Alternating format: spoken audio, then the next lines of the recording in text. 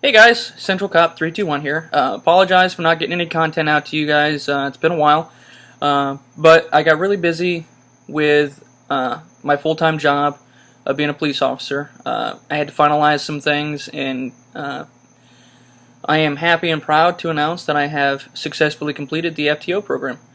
Uh, it was a long journey. It started back in January, and it just now finished this past week. So I'd like to talk to you a little bit about my experiences throughout the final portions of FTO. Last I spoke, I believe, was about Phase 1 and Phase 2. Phase 3 was a month long, and then my checkoff was 2 weeks or 7 days of work. So Phase 3, I was expected to be graded and perform at 75% of the job.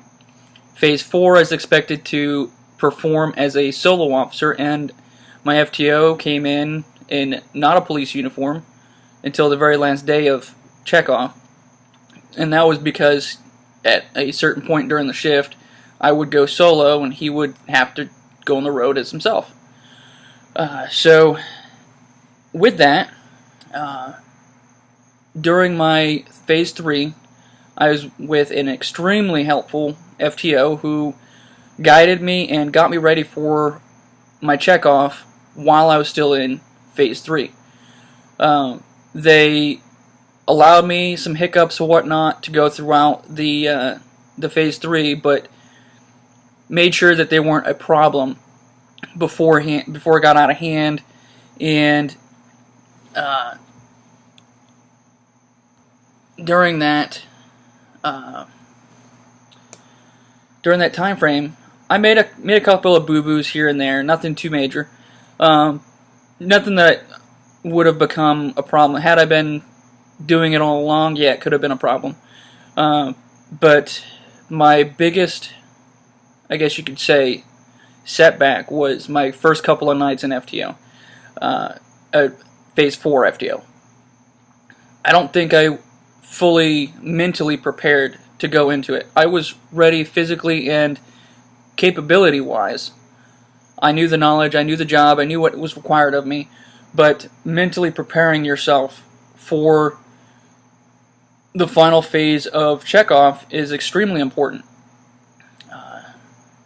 I made some boo-boos. It cost me dings on my daily observation report. Did I let it get me down?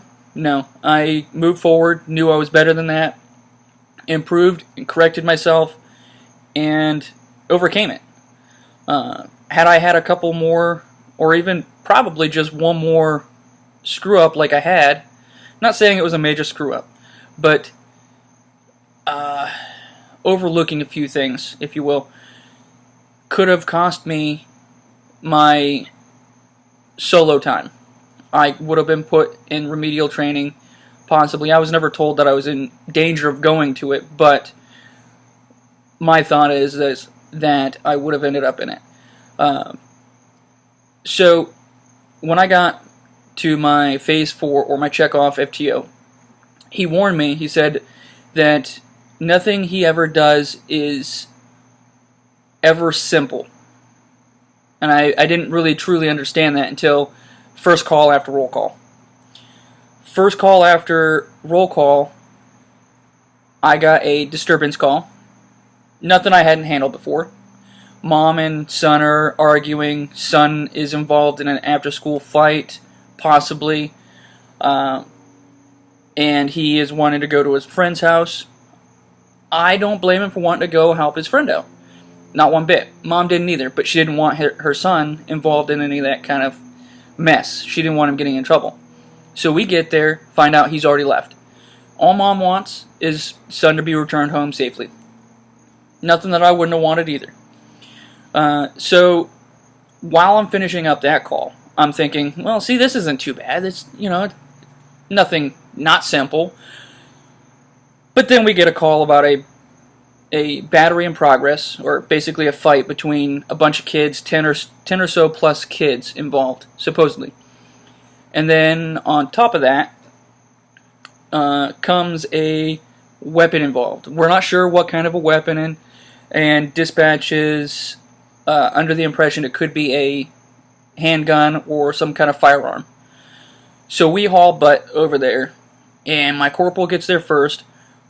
I get there second. We start figuring it out. It's all related to an incident that occurred at school, either earlier that day or the day before, which would have been a Friday because this was a Monday. And sorry about the AC unit; it kicks on constantly.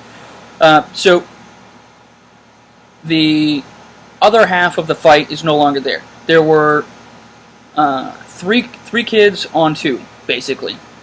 The weapon that came involved in this was a bat, due to the victim's sister came out to scare off the three that were supposedly beating on her brother. Long story short, I end up filing against only one of the three. One I was confident wasn't there. The second one I was confident was there and was party to it and assisted in the beatdown, if you will. But we couldn't prove any of that. But what we could prove was the victim got beat up, who positively identified our suspect. Suspect refused to cooperate, but we couldn't 100% prove he was there, so we said what we'll do is we'll let the state's attorney figure it out. See if they're strong enough to push forward with charges. If not, case goes away. So, not so easy. Getting in contact with the suspect was the hard part. It was a couple of days into it. We weren't able to contact the other parties. And things just went from there. You know, I went from call to call to call, and it went pretty smoothly. Generally, during your checkoff, you're not required to do anything. You're not supposed to jump onto calls, take them on your own. You can, but everything you do during checkoff, you're being graded for. What is 100% expected of you is to accept and respond to and take care of correctly the calls that you're assigned through dispatch. What you're not expected to do is a lot of proactivity, so you're not expected to do traffic stops if you don't feel comfortable doing them and being graded during this time frame. You're not expected to take and make yourself primary on a call that you weren't assigned as primary. We call that jumping calls. You're also not expected to assign yourself calls if no one's being assigned to it. So one of the things that is suggested you do during that time frame is a lot of security checks. Businesses, what have you. Yeah, there's a possibility that you could get into something, which happened to me on my last night. Second to last night, actually. I was doing a security check in one of the local parks, closed at 10. Roll up on a vehicle inside the parking lot area on the back side of the park. Ended up being 4 people. There was drugs involved. But I handled it, as my FTO put it, as a solo officer would. There were some things that happened or I encountered that I didn't understand or fully know how to conduct. So I asked my resources that were around there. The corporal was there. I had a canine officer there, of course, because it was drugs. I had a canine officer there. And I just asked them, hey, you know, this is what I'm thinking of doing. Is this right, or should I go a different route? If so, what would you suggest? So I got through that night, and lo and behold, now I'm a solo officer down here in Florida. Happy to announce that. So I don't know if you guys can see, but this is a t-shirt that I just got in the mail. Humanizing badge. I love that they are out there trying to promote police officers being human as well. There are so many instances where I believe the public forgets that police officers are, you know, they're your neighbors, they're your kids' friends' parents, they're, you know, Joe Blow on the street could be a police officer that you don't know. They're everybody, you know, they're human too. So they do a really good job. So if you get a chance, go check out their website. I can't remember exactly off the top of my head. I'm not really trying to promote anything, but they've got some really cool t-shirts out there. I like them. So Google Humanizing the Badge, and yeah, look them up. Alright guys, if you have anything for me, let me know down in the comments down below. If you like it, dislike it, let me know, again, down in the comments. Let me know why. Again, I'm still new at this. I'm trying to put out content that you guys want to hear and see. So the more you guys give me, the more I can produce out. Right now I'm going off of just topics that I'm thinking about myself, but I really want to do what you guys want to do. So let me know, and I will talk to you next time. See you guys.